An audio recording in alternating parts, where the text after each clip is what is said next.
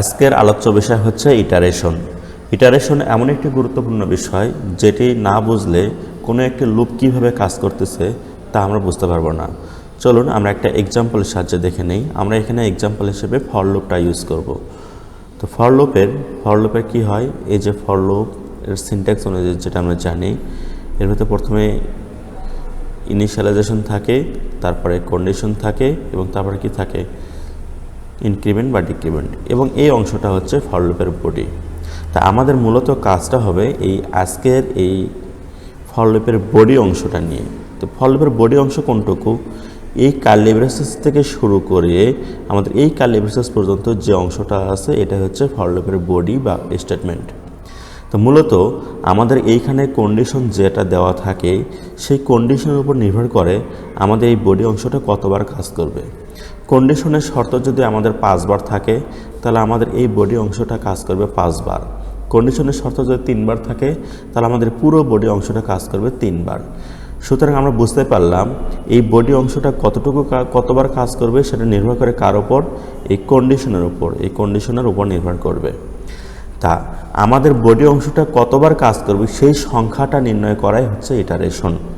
যদি আমাদের এই বডি অংশটা 2 বার কাজ করে তাহলে ইটারেশন সংখ্যা হবে 2 বার। যদি আমাদের এই বডি অংশটা 3 বার কাজ করে তাহলে ইটারেশন সংখ্যা হবে 3।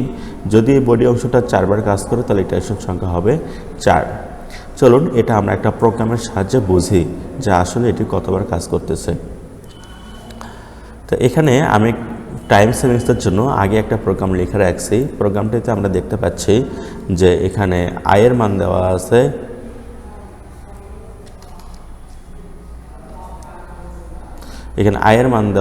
হচ্ছে 1 এবং চলবে হচ্ছে 5 পর্যন্ত। আয়ের মান দেওয়া আছে 1 এবং চলবে হচ্ছে 5 পর্যন্ত এবং বৃদ্ধি পাচ্ছে প্রতি ক্ষেত্রে 1।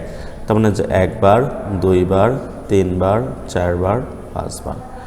অর্থাৎ আমাদের এই বডির মধ্যে প্রিন্টএফটা আছে হচ্ছে 1 বার, এই স্টেটমেন্টটা আছে 1 বারই, এবং এই প্রিন্টএফটা কল হবে 5 বার।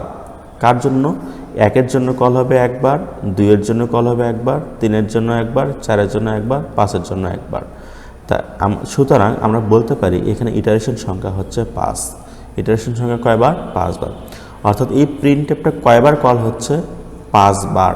সে কারণে ইটারেশন সংখ্যা হচ্ছে 5। আমরা যদি রান করলে আমরা পরিষ্কার বুঝতে পারবো।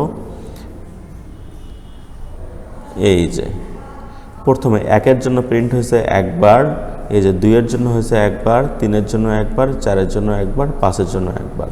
সুতরাং এখানকার ইটারেশন সংখ্যা হচ্ছে 5।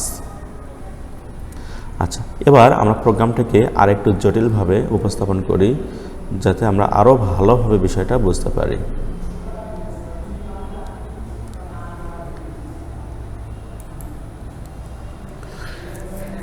এক্ষেত্রে আমরা কি বলতে পারবো যে ইটারেশন সংখ্যা কত হবে?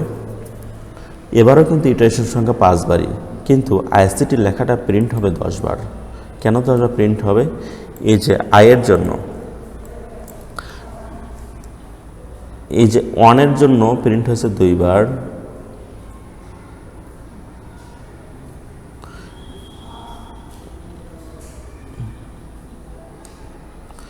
এই যে 1 এর জন্য প্রিন্ট হয়েছে 2 বার, 2 এর জন্য প্রিন্ট হয়েছে 2 বার, 3 এর জন্য প্রিন্ট হয়েছে 2 বার, 4 এর জন্য হয়েছে 2 বার, 5 এর জন্য 2 বার। আইসিটি লেখাটা আমাদের প্রিন্ট হয়েছে, এই যে আইসিটির লেখাটা প্রিন্ট হয়েছে 10 বার, কিন্তু আমাদের ইটারেশন হচ্ছে 5 বার। ইটারেশন কতবার? 5 বার। কারণ প্রত্যেকটা ইটারেশনের জন্য 2 বার করে আইসিটি প্রিন্ট হয়েছে, প্রত্যেকটা ইটারেশনের জন্য 2 বার করে আইসিটি লেখাটা প্রিন্ট হয়েছে। সুতরাং আমরা বলতে পারি যে ইটারেশন হয়েছে 5টা।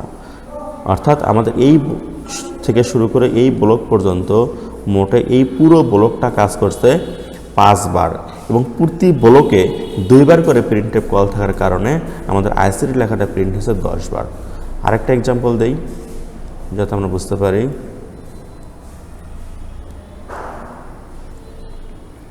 আচ্ছা, তাহলে এই ক্ষেত্রে আমরা বলতে পারবো যে ইটারেশন আমাদের কয়টা? এবারও কিন্তু ইটারেশন আমাদের 5 বারই আছে। কেন 5 বার? কারণ হচ্ছে পড়তে 1 এর জন্য হয়েছে 3 বার। দেখেন এই যে 1 এর জন্য হয়েছে 3 বার, 2 এর জন্য হয়েছে 3 বার, 3 এর জন্য হয়েছে 3 বার, 4 এর জন্য 3 বার, 5 এর জন্য 3 বার।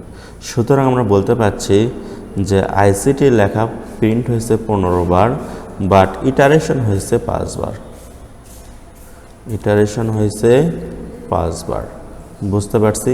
প্রত্যেকটা ইটারেশনে আইসিটি লেখা প্রিন্ট হয়েছে 3 বার করে, সুতরাং 3 গুণন 5 সমান 15 বার আমাদের আইসিটি লেখাটা প্রিন্ট হয়েছে, বাট ইটারেশন আমাদের 5 বার। আশা করি ইটারেশনের বিষয়টা আপনারা ভালোভাবে বুঝতে পারছেন। ধন্যবাদ।